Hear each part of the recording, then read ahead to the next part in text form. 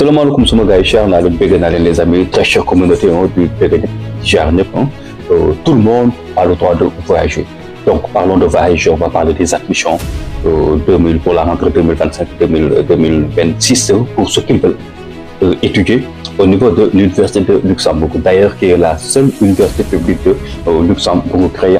Du coup les amis, pour ceux qui veulent faire carrière en informatique, on va parler aujourd'hui de la faculté de l'informatique et de la médecine, mais on va se limiter pour cette vidéo au niveau de la faculté de l'informatique, des techniques de l'information et de la communication. Dans le Sénégal, et tu veux venir étudier au niveau de l'université de Luxembourg. Donc, problème pour moi, la majeure partie des facultés au niveau de l'université de Luxembourg, les cours se font soit en anglais ou en anglais en français ou en anglais en français et en allemand.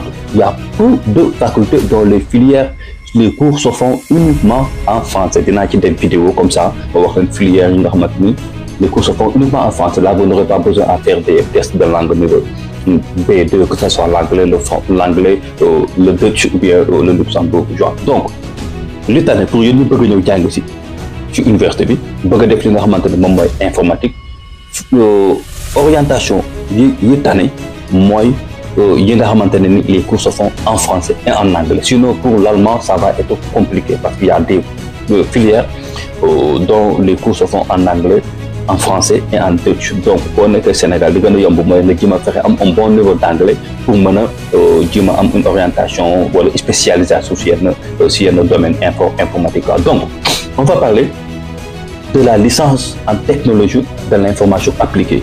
Yéen ñi bëgg a def informatique bëgg a orienté wu ci li nga xamante ne moom mooy licence en technologie de l'information appliquée. Là les cours se font en anglais et en français. Yéen ñi bëgg a def aussi une licence en technologie de l'information appliquée, programme de formation continue la boobu aussi les cours se font en anglais et en français.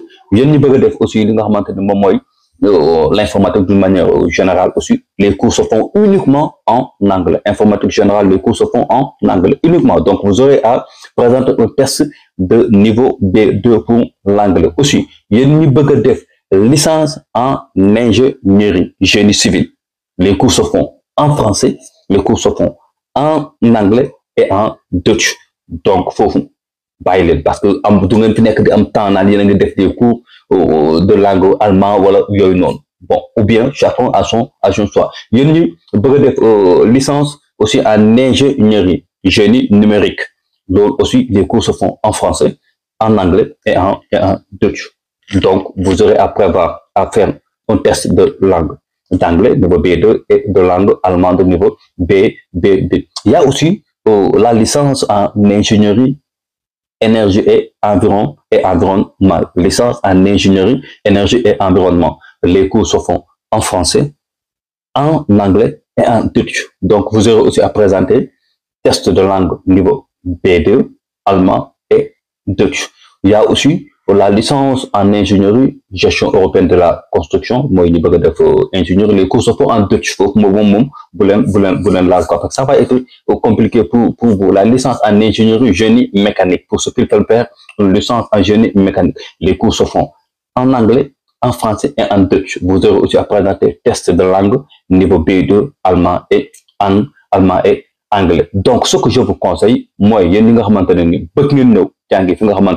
Luxembourg pour des licences en informatique, bëgg spécialisé aussi licence en technologie de l'information appliquée. Là, les cours se font en français et en anglais. Donc, le améliorer ce niveau d'anglais. Si vous avez un bon niveau d'anglais, c'est bien.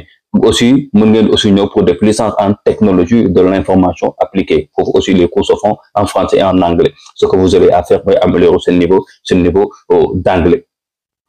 Aussi, ils ont un bon niveau d'anglais, ils peuvent faire aussi licence en informatique d'une manière générale, quoi. Sinon, ce que je vous conseille, moi, il y a une spécialisation de informatique. Respectez les amis, j'aurai prochaine vidéo je vais vous donner li nga xamanteni mom moy la licence pour ñu bëgg def médecine su ko defee aussi ngeen xol programme yi nga xamanteni les cours se font en français et en anglais vous allez améliorer votre niveau d'anglais pour que ngeen mëna nek à l'aise bu ngeen def seen cours. Respect à vous, respect les amis, très chère communauté, guys, tout le monde a le droit de voyager.